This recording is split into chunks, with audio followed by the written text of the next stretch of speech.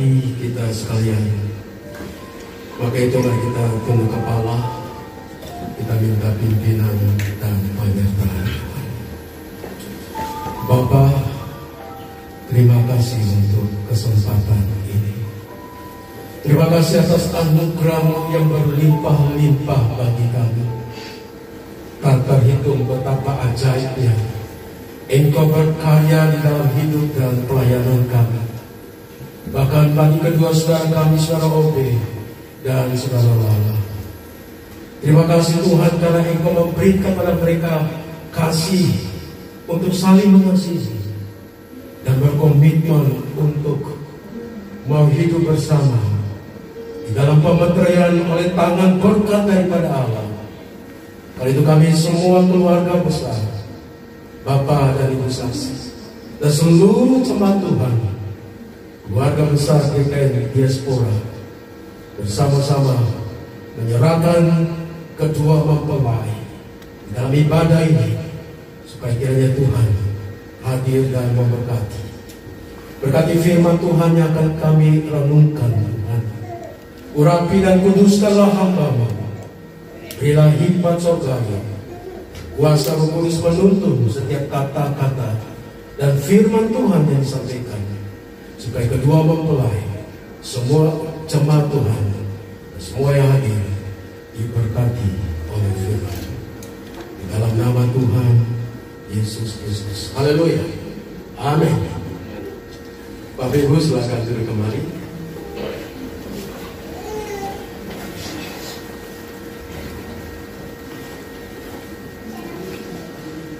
Ya, puji Tuhan ya, saudara Obe paling ganteng hari ini ya. Dan juga Ibu Lala ya. Ada sedikit paling juga. Biasanya duduk tidak mau paling depan ya. Tapi ini paling depan. Saudara-saudara yang dikasihi Tuhan, ya agak banyak yang tidak bertempat, tapi tolong tetap dalam situasi protokol kesehatan ya, karena situasi masih dalam zona 3 ya. Jadi nanti setelah selesai ibadah, mohon yang hormat kita tetap jaga protokol kesehatan.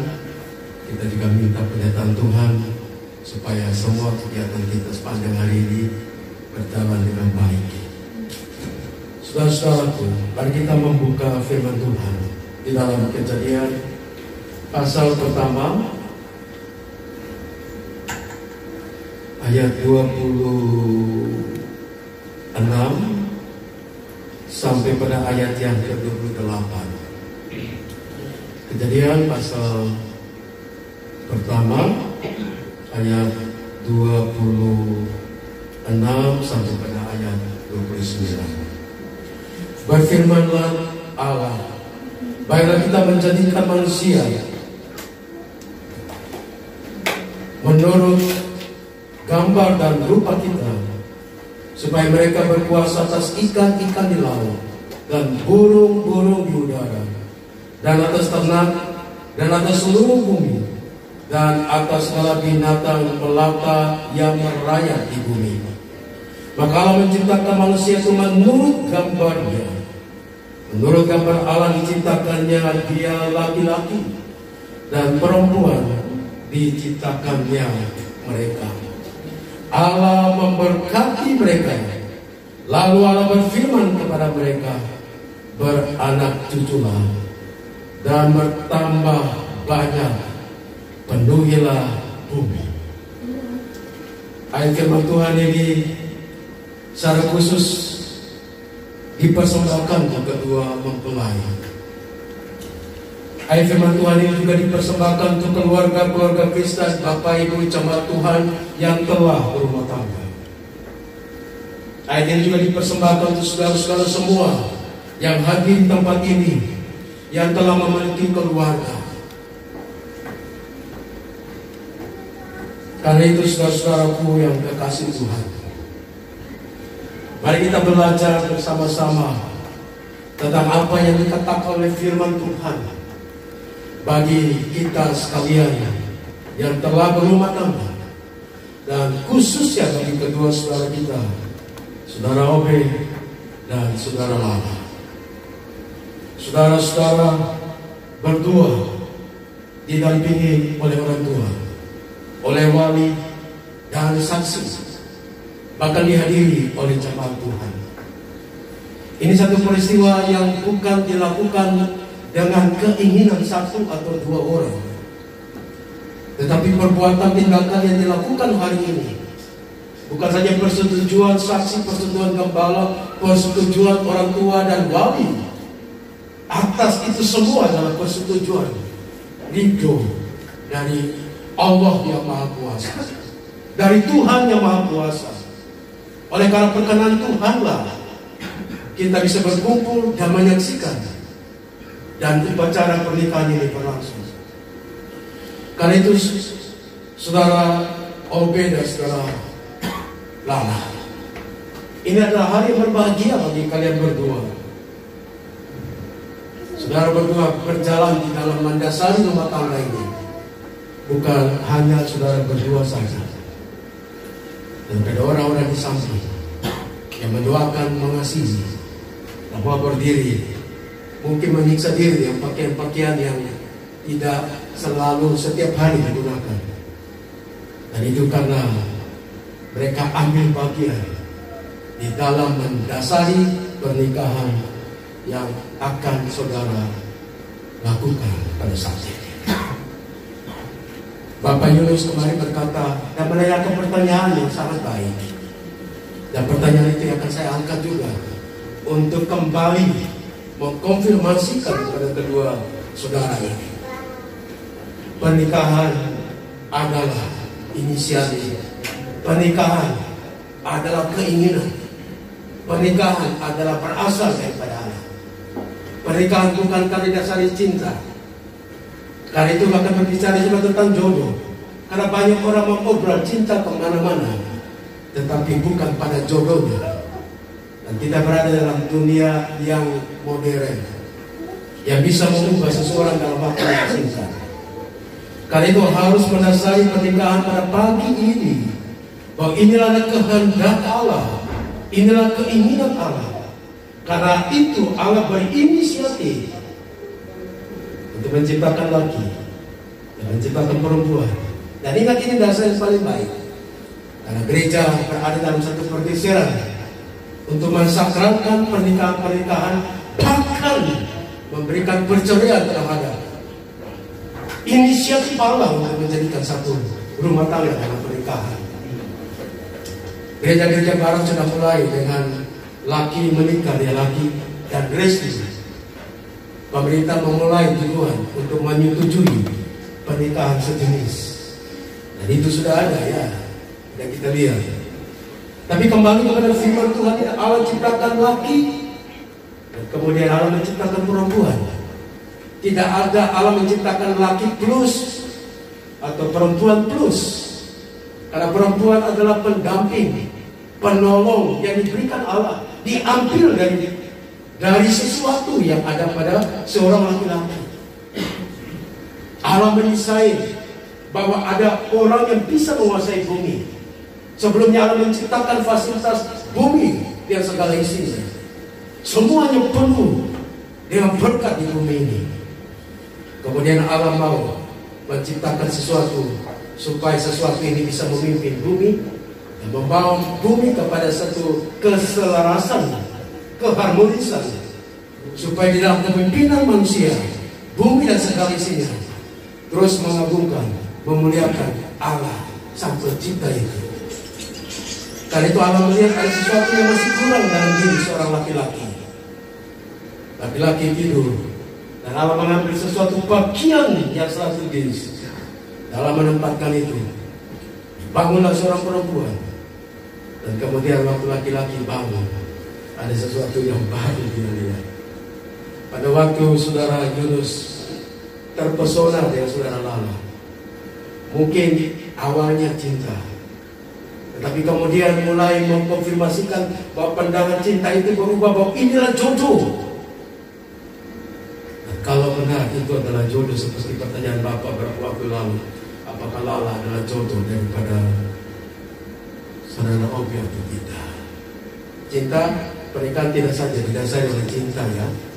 Karena cinta itu ya kalau dalam kasih Kristus, dalam orang yang percaya pada Tuhan Yesus disertai cinta agape, cinta philia, cinta eros dengan cinta agape kan. Tapi orang-orang yang tidak percaya Tuhan tidak punya kasih agape. Jadi mereka kasih mengasihi dan kasih yang tidak dasari.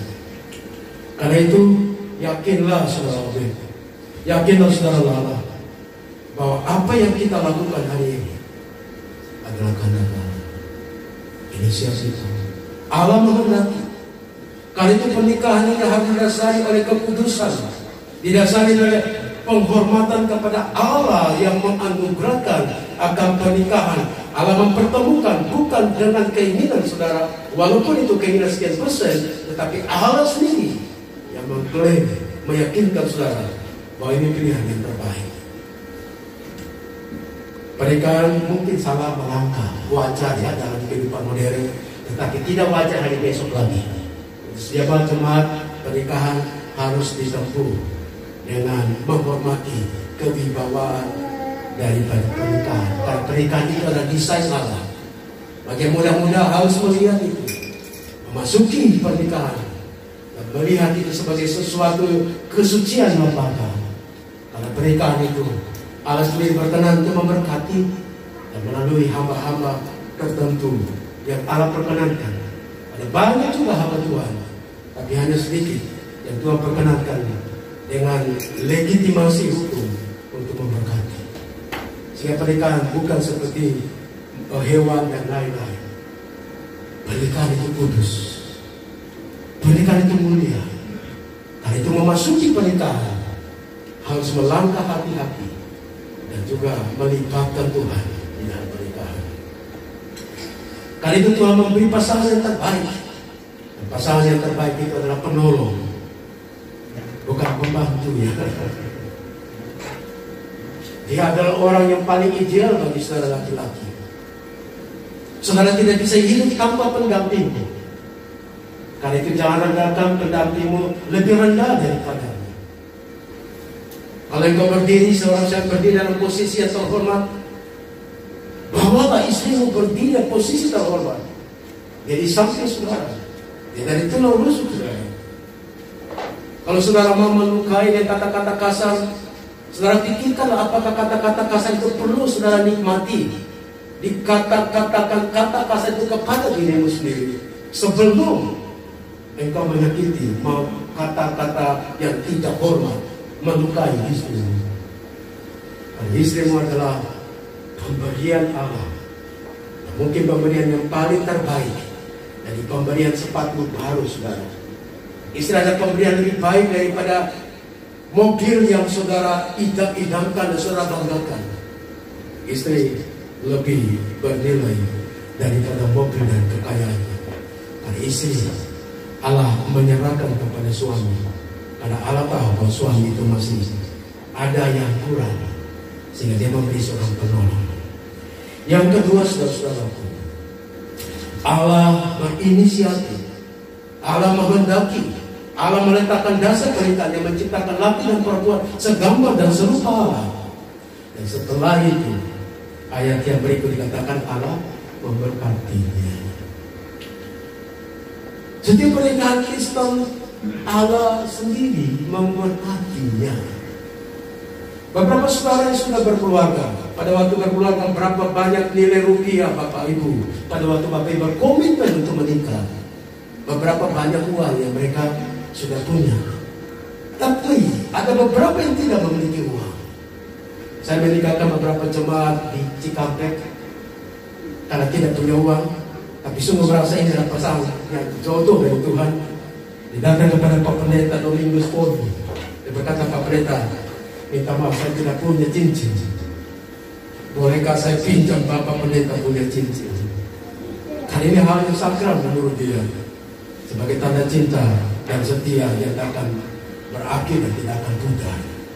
Pak Pendeta Domingus senyum-senyum dan berkata, gimana kau mau menikah tapi tidak ada cincin pernikahan? Kamu punya cinta itu dilambangkan dengan apa? Baru emas saja sebagai lambang cinta aja tidak mampu. Dan berapa saya sungguh mencintai pasangan saya. Saya mau bawa ke altar Tuhan. Saya mau Pak Pendeta memberkati. Kalau Tuhan memberkati pernikahan, Pak Pendeta tidak bisa berbuat apa-apa lagi. Tidak bisa paksa lagi. Suruh pulang dan cari uang dan bawa surat. Pak Pendeta mau istrinya, ma boleh enggak pinjam cincin kita. Sesuatu yang lucu. Tapi istrinya, ya tidak apa-apa. Untuk jemaat pun kami juga mau belajar seperti Kristus. Dikasih cincin pinjam saja. Ini saya kasih tapi pinjam saja. Dan yang cincin kawin pendeta pinjamkan sementara kepada kedua mempelai. Dan mereka menikah. Lucu ya. Tapi ini juga tidak lucu. Itu mungkin menginspirasi kita. Bahkan nilai cinta kita yang paling kuat kepada pasangan itu bukan tergantung pada cincin saja ya. Cincin itu lambang ya. Tapi hati yang benar ya. Kepedulian kepada pasangan, merasakan apa yang dirasakan oleh pasangan, saling memberi, jangan saling menuntut. Ada hierarki rumah tangga, bapak adalah sesuatu yang paling feodal. Jangan saudara-saudara, jangan. Saya tahu kita dalam terbelakang timur, setelah menikah kita mau menguasai secara penuh dan menempatkan orang lain menjadi orang yang kedua. Maka kita berbalik bapak-bapak, saudara menjadi I'm second. Saya orang kedua, bukan orang nomor satu. Saudara bukan pengambil keputusan utama, ada pengambil keputusan dari Tuhan. Kompromi dengan istri. Kenapa saya berkata demikian saudara-saudaraku? Kalau ada hati yang menyatu, yang melekat oleh karena dasar cinta, dan saudara menyadari itu adalah jodoh pemberian Tuhan, dan tangan Tuhan yang memberkati. Tangan Tuhan bukan memberkati saat ini saudara. Kalau tangan Tuhan memberkati saat ini, kita bisa berkata Tuhan mungkin memilih orang, memilih pasangan-pasangan yang akan dinikahkan saudara.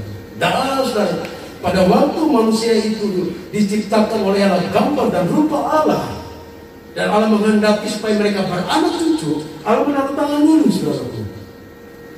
Pemberkatan pertama kali setelah Allah memberi fasilitas di dalam dunia, dan kemudian Allah memberikan posisi terhormat bagi manusia, laki-laki Adam. Allah memberikan lagi penolong supaya mereka dua menjadi satu kolektivitas untuk memimpin seluruh ciptaan Tuhan. Allah tahu itu pekerjaan berat. Allah tahu itu pekerjaan berat. Karena itu dia memancangkan pernikahan itu dengan kedaulatan yang luar biasa, dengan berkatnya. Karena itu Allah memberkati. Tidak main-main dengan pemberkatan Allah. Karena itu pernikahan harus dilakukan dengan keputusan. Saudara bisa memasuki pernikahan yang tidak kudus, ya bisa saja, kan negara pun memberikan wewenang, tapi tidak ada tangan Allah yang memberkati. Saudara lihat ya, kalau tangan Tuhan tidak memberkati, cecok dulu, pingin selingkuh dulu. Yang kedua modern, banyak selingkuh terjadi juga, karena kita dapat makan. Karena itu kedua hamba Tuhan yang ada di depan hamba saya ini, mari berharap pada Tuhan berkat-Mu tercurah. Ini lambang-lambang yang kita lakukan dalam pemberkatan dalam upacara. Tapi hatimu yang terbuka untuk Tuhan, ini cocok. Saya tahu ini datang dari Tuhan. Marilah Tuhan memberkatiku dan limpah-limpah. Karena pemberkatan ini lebih daripada gaji bulanan. Gaji bulanan bisa berakhir bulan itu. Pemberkatan ini lebih daripada tabungan saudara 1 tahun. Karena tabungan 1 tahun akan berakhir 1 tahun. Tapi pemberkatan ini adalah pemberkatan dari Allah sungguh berkat. Amin.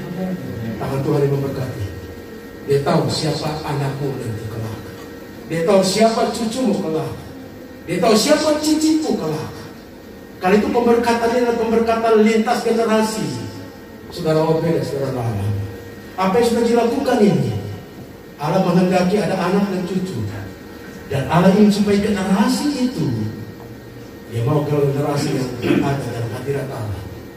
Karena itu pasangan yang menikah bukan saja menikah untuk sewaktu-waktu, tapi mempertahankan pernikahan itu. Karena Allah akan memberkati pernikahan ini, turun pada anakmu, turun pada cucumu, turun pada cicitmu. Karena Allah mengendaki keluarga kita jangan bercabang. Kita tahu, karena ketidaksabaran daripada Abraham, kemudian Abraham percaya bahwa Tuhan akan memberkati dia berlimpah-limpah. Tapi kalau sudah tua, sudah mandul istrinya, maka jalan terpintas Sarah menyetujui paling baik ini perempuan paling cantik, dia bisa memberikan keturunan. Karena saya sudah terlalu tua menurut Sarah. Abraham pikir sudah baik, betul juga ya. Bagaimana saya bisa memiliki anak dari istri yang sudah tua? Karena Allah berjanji, aku memberkatimu, keturunanmu seperti banyaknya pasir dan bintang di langit. Tapi tidak sabar. Diterimalah nasihat daripada istrinya. Istrinya ikhlas juga. Dan kemudian apa yang terjadi? Lahirlah Ismail. Dan sampai sekarang dampaknya besar sekali. Ya, itu salah satu contoh ya. Obed dan Lala ya. Nah, pernikahan ini bukan hanya hari ini. Kalian meninggal sudah selesai. Tapi anak, cucu dan lain-lain. Kita berdoa kepada Tuhan supaya kiranya generasi kita, anak cucu kita sungguh-sungguh tidak ada yang menyeleweng daripada berkat daripada Tuhan. Didiklah anakmu baik-baik, bawa anakmu ke gereja, cinta. Ada sesuatu yang hebat terjadi di gereja, saudaraku. Di luar gereja ada banyak kekacauan. Di luar gereja mungkin saudara diberkati 1-2 hari, 1 tahun, 10 tahun. Tidak bisa memberkati anakmu, cucumu, generasimu. Karena kita berada dalam situasi seperti ini, kita sedang berdoa. Oh Tuhan, kiranya Engkau sungguh-sungguh berkat-Mu lebih besar daripada bumi ini tercurah bagiku. Aku siap menerima. Aku mau mempertahankannya dengan doa, dengan sungguh-sungguh melayani Tuhan. Berkat itu tercurah. Karena berkat itu tidak tercurah oleh karena keadaan situasi, bahkan pandemi pun saudara. Di dalam pandemi pun berkat Tuhan itu tercurah berlimpah-limpah. Pada waktu engkau mengangkat tangan di dalam berkat, di dalam pemberkatan nikah hari ini. Saudara kembali mengalami tantangan. Suami akan tahu istri punya karakter. Istri akan tahu karakter. Percekcokan akan jadi. Orang modern sekarang ini berkata, karena tidak bisa menyelesaikan masalah, itu dia membuat masalah baru. Dan berkata, lebih baik aku menceraikanmu. Selesai masalah. Padahal dia bermasalah dengan Tuhan. Karena itu, hargailah pernikahanmu. Terimalah berkat yang Allah curahkan di dalam pernikahan. Taruh hati sungguh-sungguh pada Tuhan. Oh Tuhan, aku tidak bisa kuat seperti rumah tangga yang saya lihat. Mereka ke gereja, satu ke gereja, satu tidak ke gereja. Satu pergi ke A, satu pergi ke B. Saya mau berdoa Tuhan di dalam nama-Mu. Bila kami terus bergandengan tangan, bukan karena kuat gagahku, tetapi oleh karena anugerah Tuhan, saya mau menjadi rumah tangga, bukan saja sebagai pajangan di tembok saudara, tetapi pajangan yang hidup, di mana orang melihat bahwa engkau adalah keluarga yang diberkati Allah, yang direncanakan Allah, di mana orang semua bisa melihat, oh ini benar-benar keluarga.